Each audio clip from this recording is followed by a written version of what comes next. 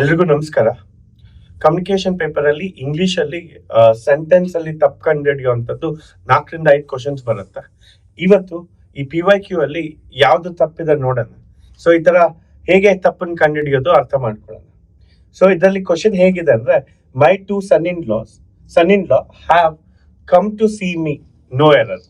ಈಗ ಸೆಂಟೆನ್ಸ್ 1 ಅಲ್ಲಿ ಎರರ್ ಇತ್ತು ಅಂದ್ರೆ ಅದನ್ನ ಮಾರ್ಕ್ ಮಾಡ್ಬೇಕಾಗುತ್ತೆ. ಸೆಂಟೆನ್ಸ್ 2 ಹ್ಯಾವ್ ಕಮ್ ಅದ್ರಲ್ಲಿ ಏನಾದ್ರು ಎರರ್ ಇತ್ತು ಅಂದ್ರೆ ಅದನ್ನ ಮಾರ್ಕ್ ಮಾಡ್ಬೇಕು.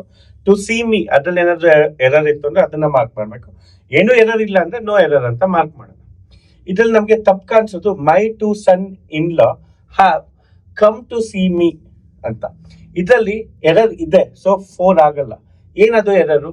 ಇಲ್ಲಿ ನಮ್ಮ ಮೈ two son in law.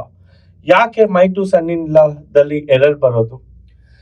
To ಅನ್ನೋದು ಏನಾಗುತ್ತೆ, ಬಹುವಚನ ಅಥವಾ plural form. So to plural ಬಂದಾಗ ಇಲ್ಲಿ ಸನ್ ಇನ್ ಲಾನು ಪ್ಲೂರಲ್ ಅಲ್ಲೇ ಬರಬೇಕು. ಸನ್ ಇನ್ ಲಾ ಅಲ್ಲಿ ಪ್ಲೂರಲ್ ಯಾವುದು ಅಂತ ನೀವೇ ಹೇಳಿ ಕಮೆಂಟ್ ಬಾಕ್ಸ್ ಅಲ್ಲಿ. ಸನ್ ಇನ್ ಲಾಸ್ ಅಥವಾ ಸನ್ಸ್ ಇನ್ ಲಾನ? ಸೊ ಕರೆಕ್ಟ್ ಏನು? Sons in law. So sun in loss ತಪ್ಪಾಗುತ್ತೆ. ಯಾಕೆ ಅಂದ್ರೆ ಸನ್ ಅನ್ನೋದು ನೌನ್ ಆಗುತ್ತೆ. ನೌನ್ಸ್ಗೆ ಮಾತ್ರ ಪ್ಲೂರಲ್ ಬರೋದು, ಇನ್ಲಾ ಅನ್ನೋದಕ್ಕೆ ಪ್ಲೂರಲ್ ಬರಲ್ಲ. ಅರ್ಥ ಆಯ್ತಲ್ವಾ?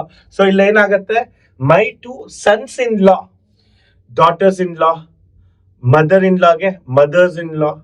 ಸೊ ಈ ತರ ಬರುತ್ತೆ ಹೊರತು ಇನ್ ಲಾಸ್ ಅಂತ ಬರಲ್ಲ.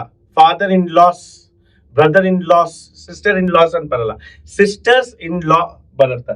ಸೊ ಇದು ರಾಂಗ್ ಆಗತ್ತೆ. ಆನ್ಸರ್ 1 ಆಗತ್ತೆ.